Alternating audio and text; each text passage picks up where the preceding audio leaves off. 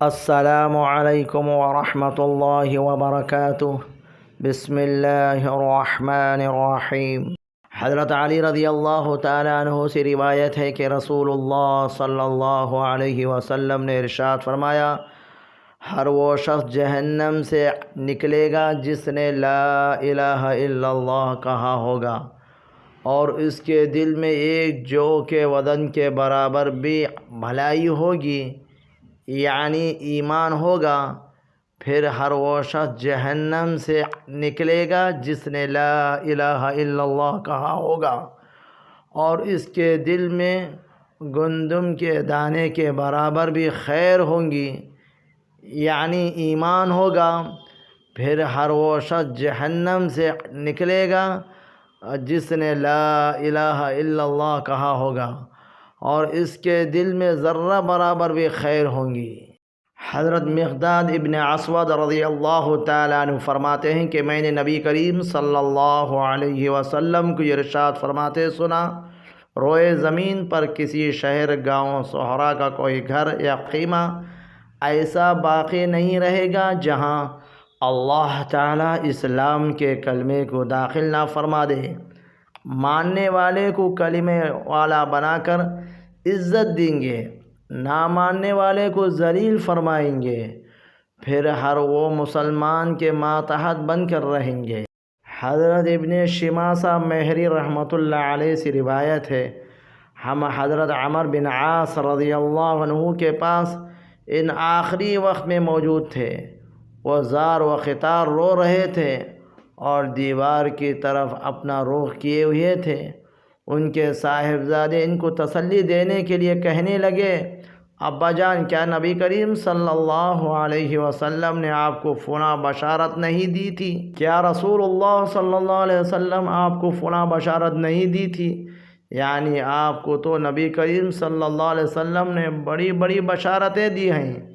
یہ سن کر انہوں نے دیوار کی طرف سے اپنا رخ بدلا اور فرمایا، سب سے افضل چیز جو ہم نے آخرت کے لیے تیار کی ہے وہ اس بات کی شہادت ہے کہ اللہ تعالیٰ کے سوا کوئی معبود نہیں اور محمد صلی اللہ علیہ وسلم اللہ تعالیٰ کے رسول ہیں۔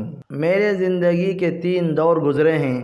ایک دور تو وہ تھا جب کہ رسول اللہ صلی اللہ علیہ وسلم سے بغض رکھنے والا مجھ سے زیادہ کوئی اور شخص نہ تھا، اور جب کہ میری سب سے بڑی تمنا یہ تھی کہ کس طرح آپ پر میرا قابو چل جائے تو میں آپ کو مار ڈالوں۔ یہ تو میرے زندگی کا سب سے بدتر دور تھا۔ اگر خدا نخواستہ میں اس حال پر مر جاتا تو یقیناً جہنم میں ہوتا۔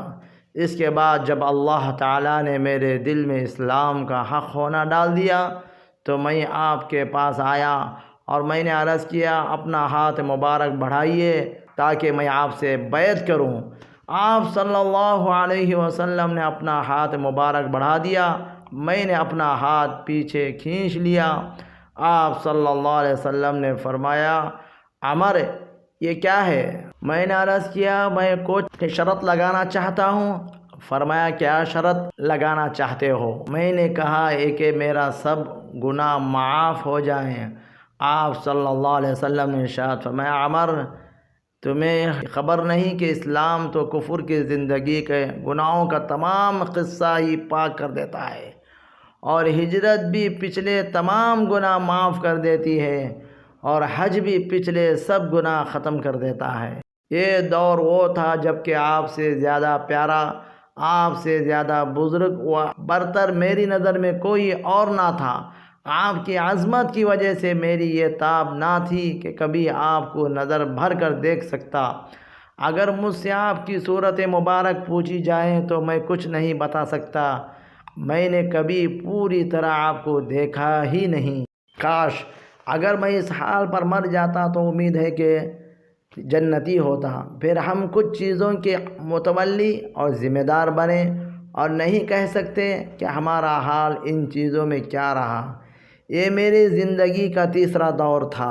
اچھا دیکھو، جب میری انتقال ہو جائے تو میرے جنازے کے ساتھ کوئی واویلا اور شور و شغب کرنے والی عورت نہ جانے پائے، نہ زمانہ جاہلیت کی طرح آگ میرے جنازے کے ساتھ ہو۔